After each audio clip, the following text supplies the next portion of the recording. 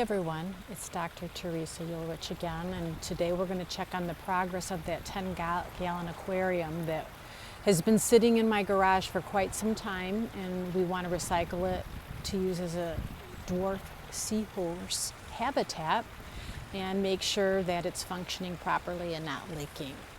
So one of the first things I'm going to do is take a look at how the seals held up over these past few days. And everything looks good when I check the columns, when I check lengthwise. But there is one little issue here. I notice a little discoloration on that bottom seal there, so that's something I'm going to want to check more carefully from the outside. So that would be my next step. Visually, do I see any water or little puddles or trickles any place around the aquarium? And I'm walking around, sorry, I hope I'm not making you dizzy. And it does not look like we have any. So then one of my next steps would be is to physically touch the outside frame, this black frame here, and when I press in, no water should either push up or trickle out, and nor should I feel any moisture coming from that frame. So when I check, everything's looking good. It feels dry. I don't see any water pushing up.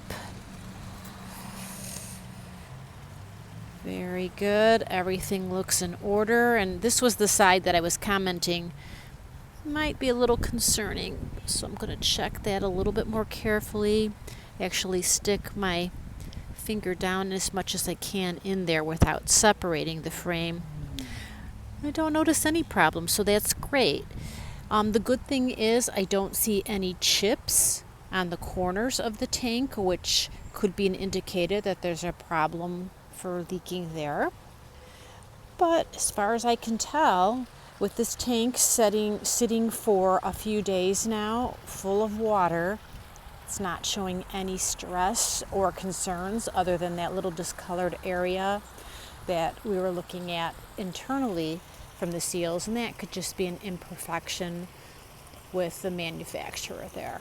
So I'm not concerned at all about using this aquarium, so I probably will use this one.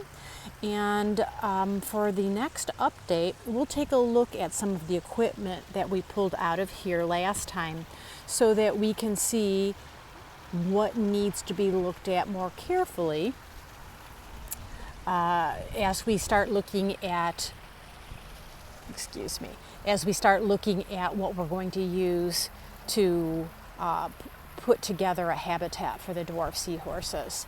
So we're going to want to take a closer look, for example, at that light, because I said it was a very old system, fluorescent light, make sure it's functioning and clean enough to be able to use. And then we'll probably take apart that very old aqua clear power filter that we took a look at too. So we'll take a closer look at those things in the future, and pretty soon we're going to start putting things together, so it's getting a little exciting.